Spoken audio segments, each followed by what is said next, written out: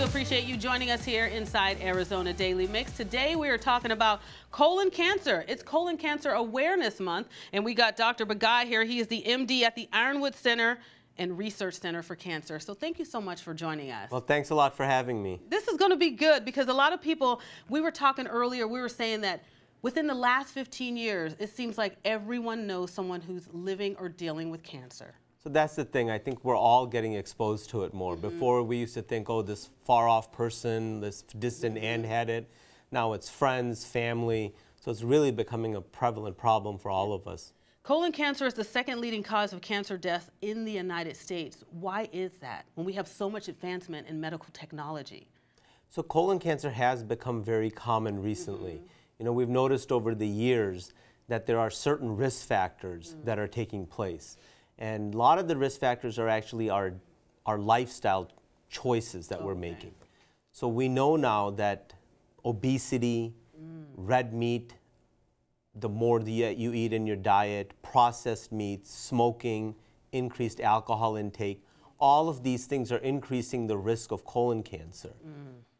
The society has kind of not made the adjustments that need to be made to improve our diet, our health in general, to reduce the risk.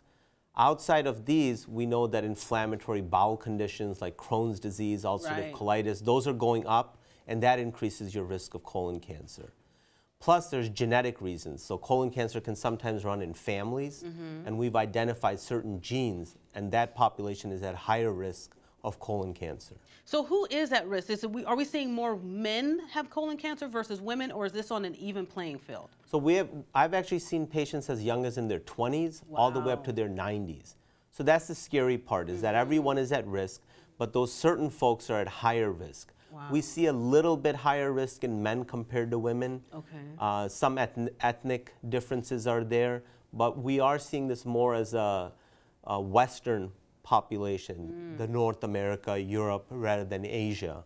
Because it is our lifestyle, like you were pointing out earlier. It's the foods we eat, the processed foods we eat, and all of those factors play into the type of life we are leading. Too much alcohol, smoking, not getting enough rest, and that puts our health at risk, what ultimately can subside us to having colon cancer. Exactly. So when you look at these population differences, we know a diet higher in fresh fruits, vegetables, grains, that actually decreases your risk of colon cancer.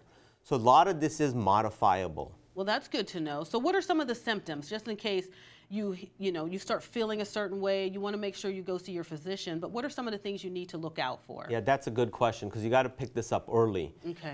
So one of the major things is any kind of rectal bleeding, blood in the stool, blood on the toilet paper. Don't just ignore that. That needs to be evaluated further.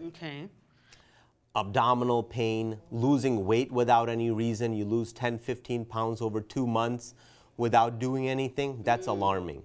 That's scary. That's very scary. So when it comes to being diagnosed, what are some of the things that families can do to help out? Because like you said, there are so many people dealing with this, and sometimes it just doesn't affect the person that's going through it. It affects the family. So how does the family handle and prepare for something like this? So the family has to kind of be aware. Some people don't notice some of the symptoms, that they're not eating as much, they're losing weight. Family members may pick that up.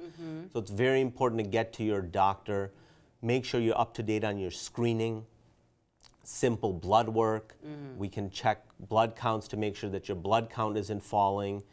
Physical exam. This is what families can all do to encourage people to seek attention. So you were saying earlier that it's genetic and hereditary. So are you like predisposed, or does it skip a generation? How does it like wind up that you ultimately can get this? So about 10% of the cases are hereditary. So you see it in family members. Say you see uncles, aunts, cousins, something is going on. Now we actually have a lot more genetic testing that we can do. Blood work, saliva testing. So we have genetic counselors at our centers who can help with this to see, hey, why is there so much cancer going on in a family? Should we test for a syndrome that's going on? That can be colon cancer and other cancers that run along with it. Well, that's good to know that the advancement in technology has definitely stepped up to where people can get early detection and they can help fight this, so they don't have to have that prolonged, devastating news that there's nothing we can do. So talk about how your facility now is on the cusp of, research and advancement to help individuals? So at Ironwood Cancer Centers, we believe this is a multidisciplinary approach that needs to be done to catch disease early and cure it. We work with our primary care physician colleagues, gastroenterologists, surgeons, and then at our centers we have specialized medical oncologists, radiation oncologists, and coming back to the diet issue, we have certified nutritionalists who will work with you in educating you about positive diet changes. So you can get yourself on a different path in life so you can be better and healthy. Right, healthy for not just colon cancer, but other things too, just in general health. And also we have certified medical geneticists now to help with the families that may be dealing with cancer in their whole pedigree. So it's an overall approach. We do thank you for being here, Dr. Bagai. It's so nice to meet you. Well, thank you so much. Yeah, very valuable information. information. This is a very important topic, and we want to have the whole society pay more attention to this. And again, it is Colon Cancer Awareness Month. Don't go anywhere. When we come back, we're going to have so much more here on Arizona Daily Mix.